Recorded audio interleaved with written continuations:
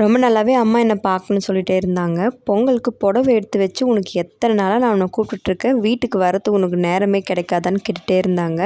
Phone பண்ணும்போதெல்லாம் வேறு திட்டிகிட்டே இருப்பாங்க.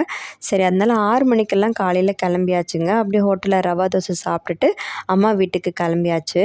அப்படியே ரொம்ப நாளாக நம்ம பார்க்காம இருந்த செல்ல தங்கங்களை கொஞ்சறதே ரொம்ப சந்தோஷமாக இருந்துச்சு. அம்மா வீட்டில் மட்டும்தாங்க இதெல்லாம் பார்க்க முடியும். அப்படியே எங்கள் வீட்டு பின்னாடி தோட்டத்தில் நிறைய முள்ளு கனகாம்பரம் இருந்துச்சு.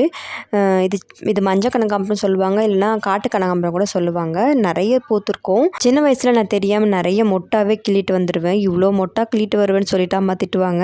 அப்புறம் என்னங்க அம்மா கையால் சாப்பிட்டு முடிச்சுட்டு கூடவே புடவையும் அத்தரும் வாங்கி வச்சுருந்தாங்க. அந்த அத்தரை கொடுக்கலான்னு நானே சுற்றுவேன்னு தெரியும். எல்லா பர்ஃப்யூமுக்கும் பேய் மாதிரி அலைவன்னு சொல்லுவாங்க. அதனால் வாங்கி வச்சுட்டாங்க எனக்கு பிடிச்ச மாதிரி.